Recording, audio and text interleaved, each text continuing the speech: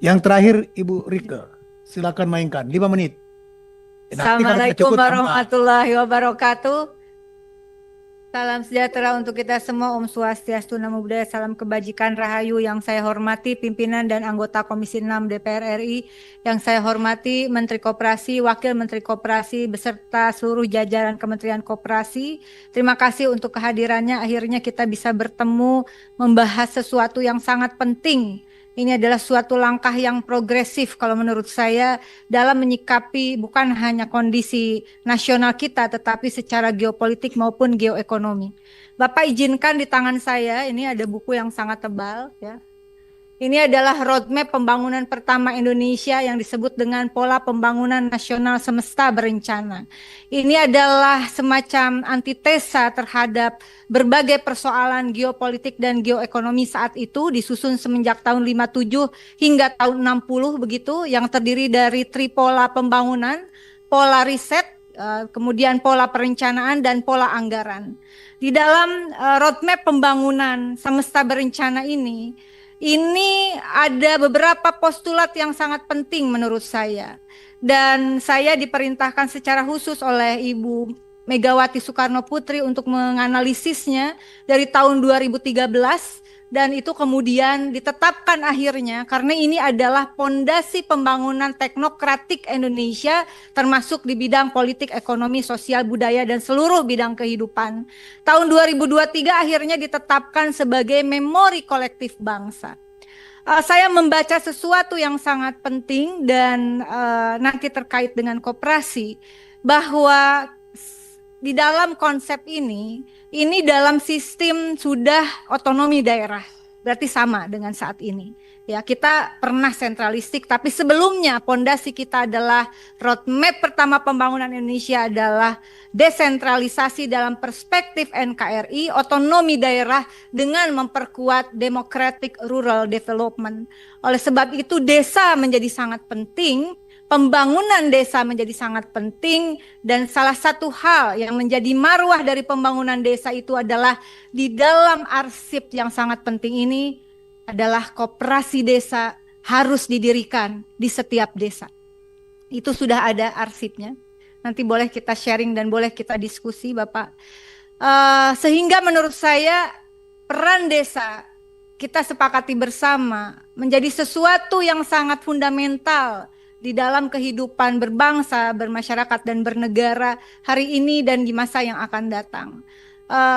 Saya orang yang sangat concern terhadap desa, sehingga disertasi saya juga membahas tentang desa, khusus tentang desa, khususnya pendataan Indonesia berbasis data desa yang presisi, yaitu aktual, akurat, dan relevan. Di halaman 225 ini saya buktikan, Pak, ya. Ini model bukunya kayak gini. Koperasi itu harus dibangun di setiap desa.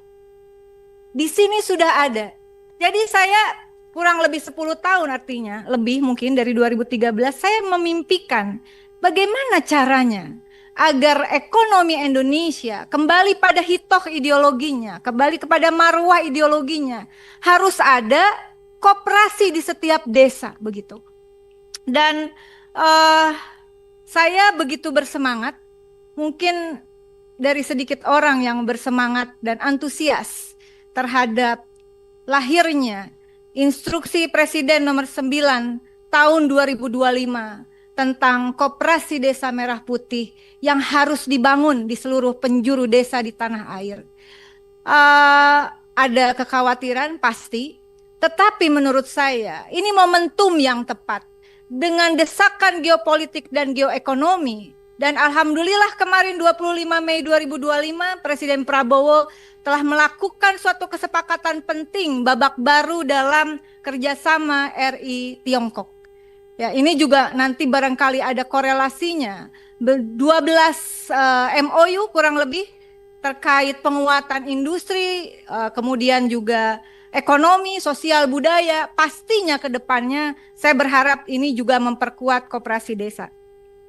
Nah, kemudian di dalam saya ingin kita mengetahui bahwa ada arsip penting ini, begitu. Dan Ibu Megawati secara khusus selalu menekankan bahwa kedudukan dan peran koperasi. Pertama adalah alat untuk melaksanakan ekonomi Pancasila. Kedua, sebagai sendi kehidupan ekonomi bangsa. Dan terakhir adalah dasar untuk mengatur perekonomian rakyat. Koperasi, khususnya koperasi desa, adalah suatu instrumen untuk memenuhi amanat konstitusi tercapainya 5 hak konstitusional rakyat. Hak kesejahteraan rakyat, pertama adalah terpenuhinya hak rakyat atas sandang, pangan, dan papan. Kedua, terpenuhinya hak rakyat atas pendidikan dan kebudayaan. Ketiga, kesehatan, pekerjaan, dan jaminan sosial. Keempat, kehidupan sosial, perlindungan hukum, dan HAM. Dan yang kelima adalah terpenuhinya hak rakyat atas lingkungan hidup yang baik, aman, dan nyaman. Di dalam arsip ini juga dikatakan, saya sebenarnya hanya mensummary apa yang disampaikan oleh teman-teman terdahulu. Kekhawatiran soal pembiayaan.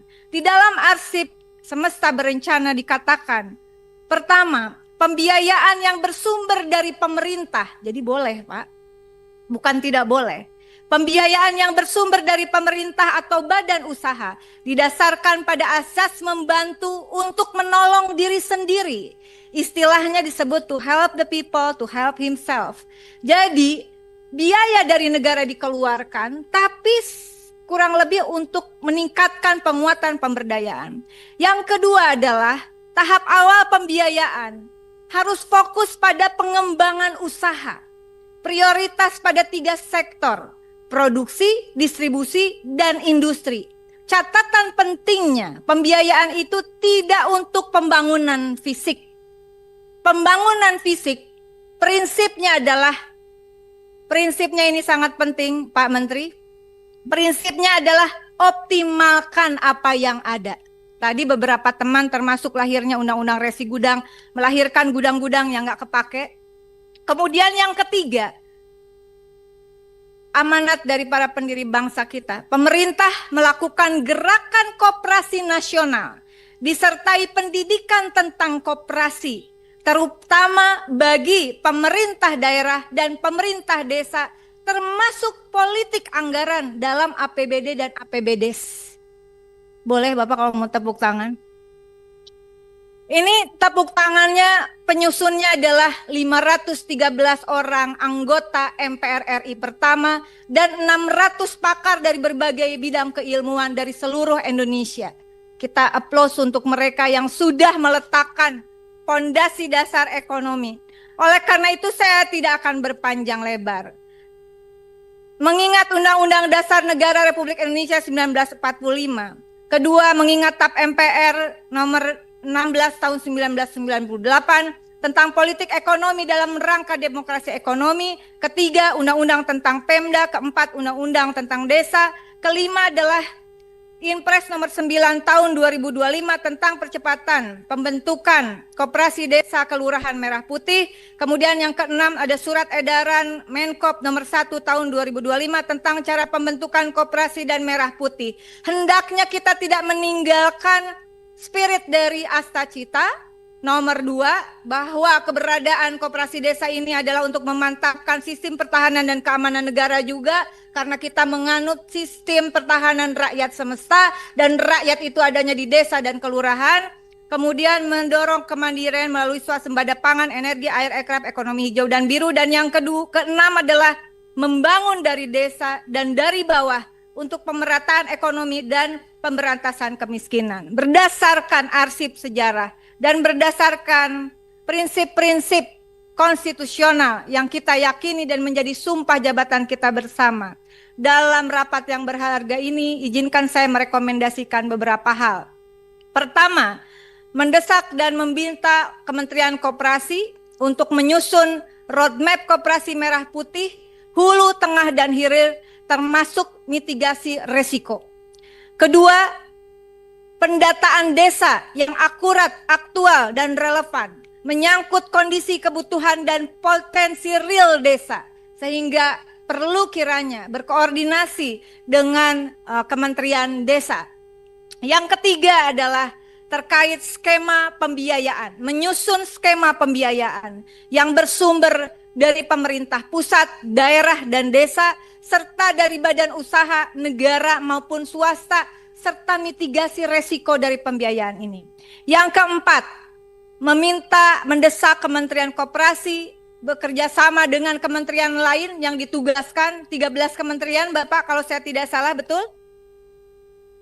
13 kementerian dan 13 kementerian, lembaga, dan juga ada badan di sana untuk inventarisir dan optimalisasi aset pemerintah pusat, daerah, dan desa, serta aset BUMN, BUMD, dan BUMDes. Yang juga melakukan inventarisir terhadap koperasi yang telah existing dan bidang usahanya apa. Sehingga ini tidak terjadi bentrokan-bentrokan atau bisa diminimalisir lah konflik di bawah ini.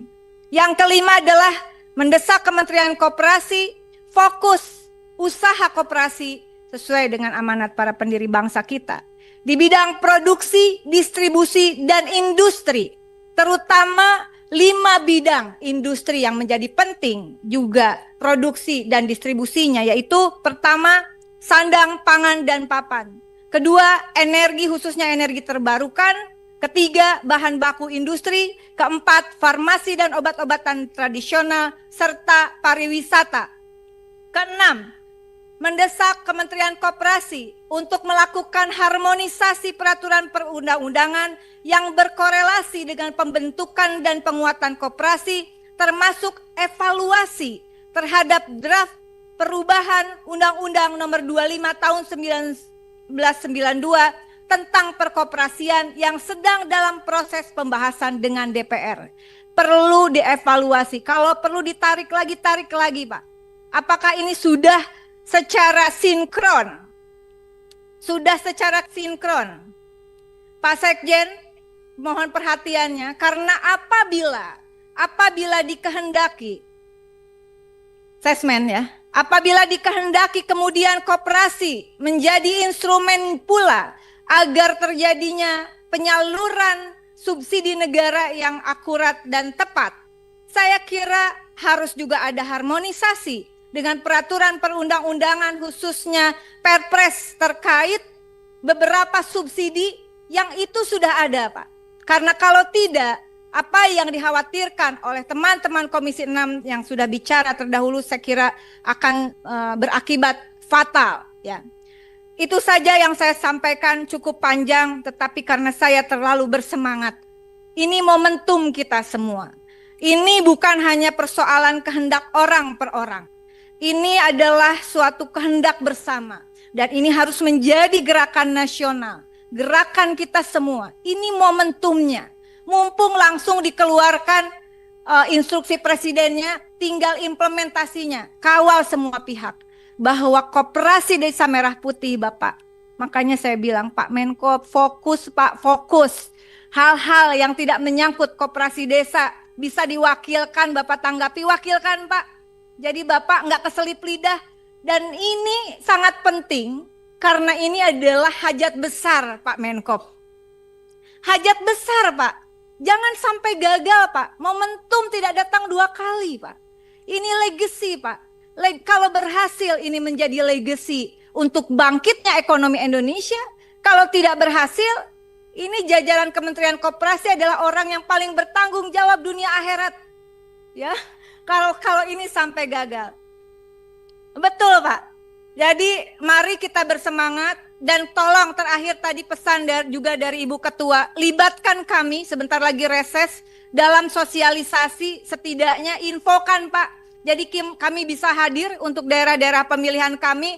Dan pribadi dari saya mohon pengawalan, saya sedang melakukan riset untuk koperasi Desa Merah Putih berbasis data desa presisi di salah satu desa di Provinsi Bali. Di Bali. Terima kasih semuanya, selamat berjuang seluruh jajaran Kementerian Koperasi dan kita semua. Saya sangat antusias karena bagi saya ini harus menjadi legacy kita bersama karena kita sedang menjalankan hutang sejarah dari para pendiri bangsa yang harus kita lunasi. Terima kasih. Wallahul muwaffiq ila aqwamit thoriq. Wassalamualaikum warahmatullahi wabarakatuh. Pak Menteri tidak salah kan dari anggota terakhir kan? Cocok kan?